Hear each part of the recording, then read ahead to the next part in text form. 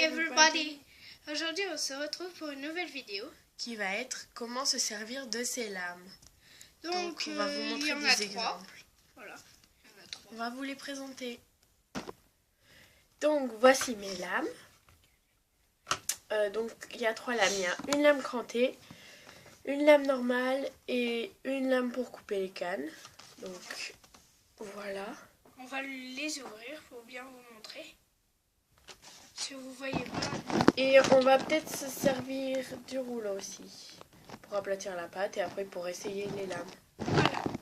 Donc voici les 3 lames. Voici les 3 lames.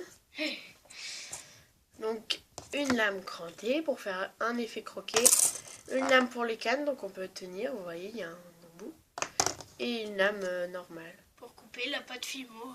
Voilà.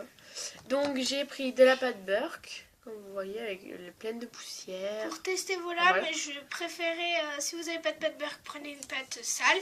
Et si vous avez, vous prenez de la pâte Burke pour les tester. Et du coup, on va essayer aussi le rouleau, on va l'étaler. Oui, lui, c'est celui de Miss Creative, si vous la regardez.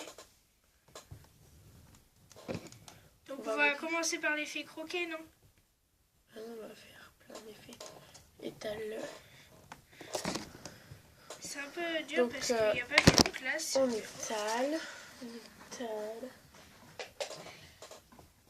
C'est bon là, je pense. Voilà. Donc, si au début sur votre rouleau il y a des petites traces comme ça, c'est pas grave. Normal. Donc voilà, ça fait une pâte. Donc après vous faites au feeling, hein, c'est la pâte Burke. Donc pour faire un effet croquet, il faut pas couper juste comme ça, vous voyez. Il faut mettre comme ça. Faire un arrondi en gros avec votre lame. N'ayez pas peur. Hein. Bon, vous allez peut-être pas faire d'un coup. Donc vous le mettez un peu en arrondi. Et vous coupez. Il faut que j'ai quelque chose en dessous parce que... Et voilà l'effet croquet. Ensuite... Donc ça vous pouvez faire des gâteaux croquets, plein de choses. Voilà. Donc nous avons pris une canne fleur pour vous montrer. Donc vous prenez votre lame. Et vous coupez ultra fin.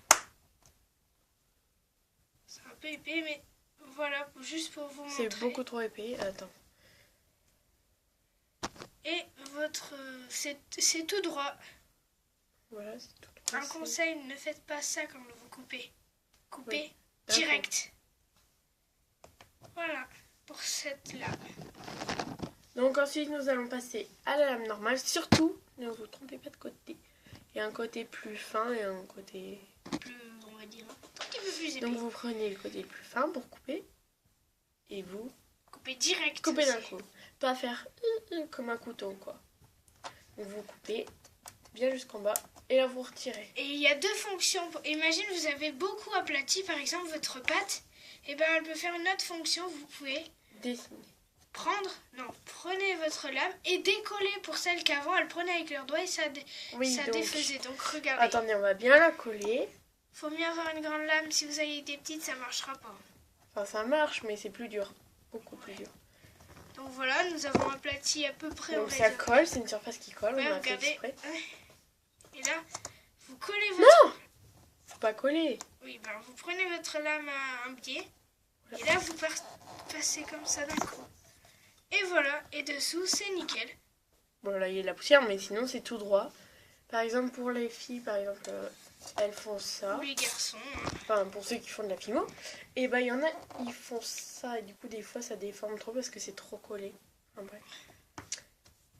Donc voilà, c'était pour cette lame. Donc faites attention à cette lame. On peut enlever comme vous voyez. Et moi, je me suis coupée avec cette lame. Enfin, coupée. Oui, tout petit peu, hein, pas carrément ouvert. Donc faites attention. Donc voilà, on a essayé les lames et mon rouleau. Donc c'était en quelque sorte pour vous apprendre à vous servir des lames.